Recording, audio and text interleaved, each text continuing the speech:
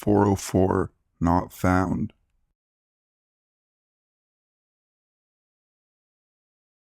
A few years ago, I received a random text, a photo actually, with no accompanying words. This is not the exact photo, but it was the same idea. Cute, odd, puzzling, but not alarming. The number was from out of state. I live in Arizona and the number was from Atlanta. I didn't know anyone from Atlanta, but I strangely knew the area code because it's 404, like the not found error on the internet. I'd looked it up several years earlier because that's the sort of person I am.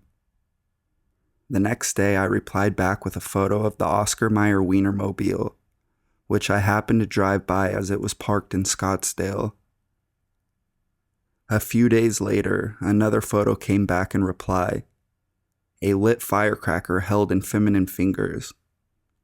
I waited a few days before sending a long exposure photo I'd taken of a friend who was in silhouette, waving a sparkler in a spiral. I didn't think much of it. In my head, I explained it away as someone who was bored, perhaps someone a bit like me who enjoyed a little mystery.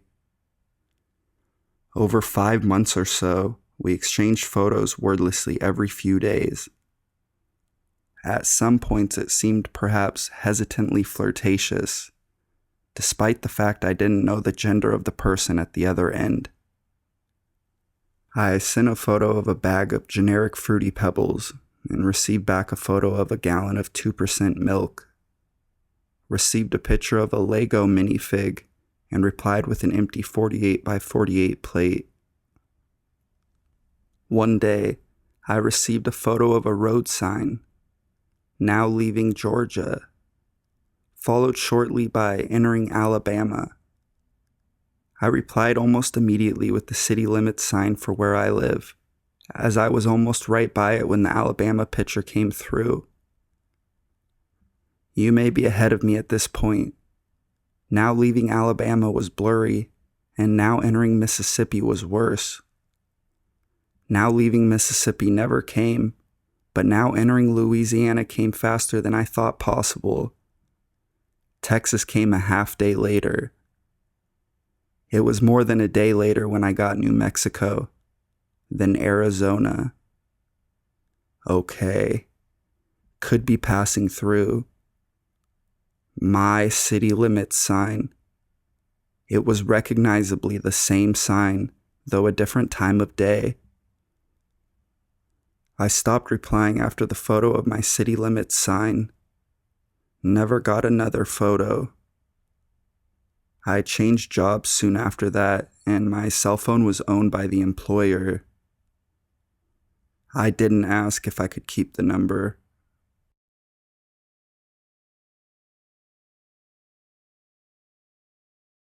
While I was in the shower. I am a 21-year-old senior in college, living with 3 other girls in an old 1-story house. We are located about a 15-minute walk from main campus, and the majority of our neighbors are college students. That being said, this town is notorious for being a little, well, sketchy. Millie is home to one of the first insane asylums built in America. After the majority of it being closed down, abandoned for years, the final building was shut down about a month ago, and the remaining patients were released.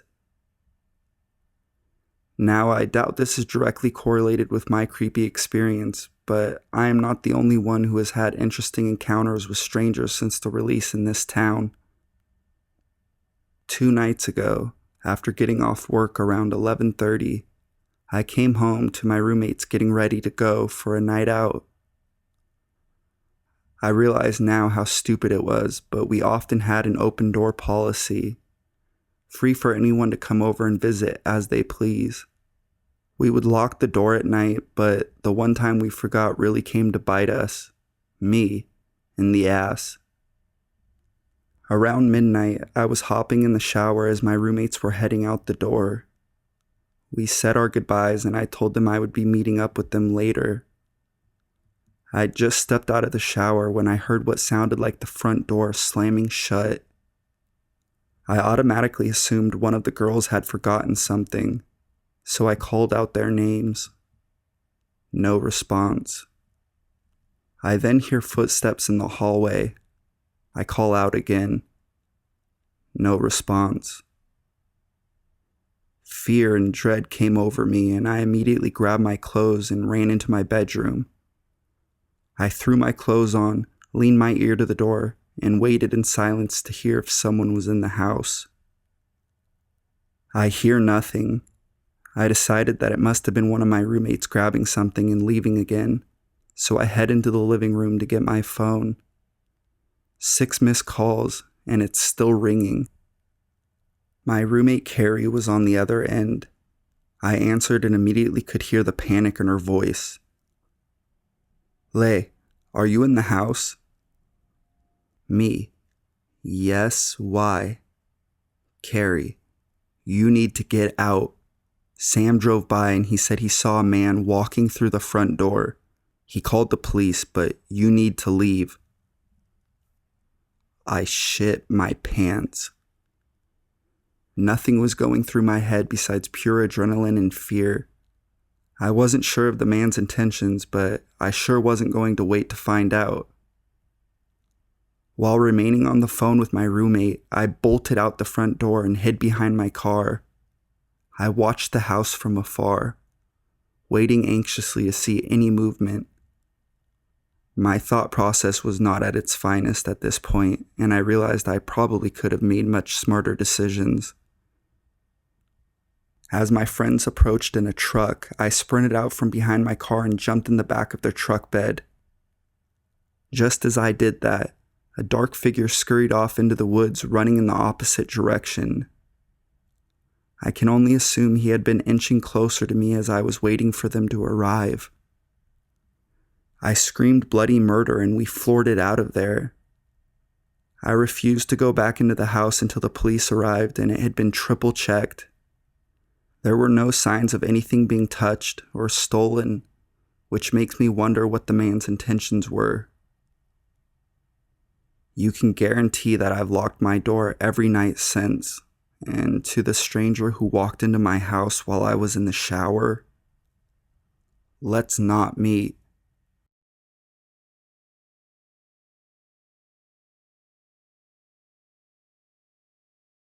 He cooked in our kitchen.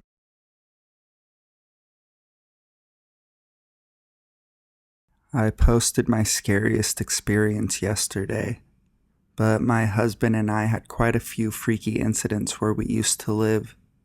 A small town in North Carolina, and one particularly creepy one near our new place in Texas. This is one from North Carolina. It didn't scare me as much then as it should have, until it was too late. We never felt safe living there again, but had to for 3 more years. We lived in an old barn that had been renovated into 2 apartments, split right down the middle. Both sides had 2 floors and a basement. It had a pond down the hill behind it and a huge field stretched out in place of a front yard. Right smack dab in the middle of the field was a junk pile. Old rusty trash cans, tools, just junk. It also had the remains of an old doghouse our neighbor had built, then set out there to rot when the dog died. Important later. So we had neighbors on the other side of the barn. Very sweet older couple. They had a garden right around the corner of the house where the wife would spend her day while the husband was at work. They mentioned one day that food had started disappearing from the kitchen. I thought I was losing my mind until an entire loaf of bread disappeared. They chalked it up to their delinquent daughter stopping in without telling them and shopping, as she'd done it before. Months went by, and every now and again she'd mention something her daughter had stolen. Canned food, prepared meals from the fridge, a couple of pots and pans, some toilet paper, so on and so on. They never reported it because they didn't want their daughter to be in trouble. We just thought the whole thing was sad. Weird stuff started happening around the house. We found the remnants of a campfire by the pond one day, and a bar of Irish Spring soap floating in the water. One day I looked out the window towards the pond and saw what I thought was a person standing near the water. Scared the hell out of me, and I pointed it out to my husband. The longer we looked, we realized it was actually an item of clothing hanging from a tree, maybe to dry. We were too spooked to go look, and it was gone the next day. Here's where it gets super scary. We started missing food. It had only happened twice, but the second time we'd gone on a rather long walk up our driveway to the mailbox. We'd left the door unlocked, and when we got back, the ingredients for grilled cheese were on the kitchen counter, and there was a hot pan still on the stove. We called 911, and they did a search of the yard. They didn't look in the field because it was just so wide open, with just the junk pile in the middle. Finally, one day our neighbor left her door open for 5 minutes and went to the garden right by the house. In that time, her purse was stolen from the living room. No cars had pulled up, so someone had been watching her and took the opportunity. She called the police, and the next day they did another search. This time, they went to the field and realized that there was an old makeshift doghouse. Inside, there was a bed made of old blankets, food wrappers in a neat pile, 2 beers, rolls of toilet paper, our neighbor's missing pans, heroin paraphernalia, and the sweet lady's missing purse. Everything out of it and stuffed with leaves to use as a pillow. There had been a heroin addict living on our property for months, stealing from us, bathing in the pond, and watching us for the best opportunity to do so. He never stole anything of value except the purse, so I think he'd intended to be there for a long while. I guess when he came back and saw his house empty, he just never came back.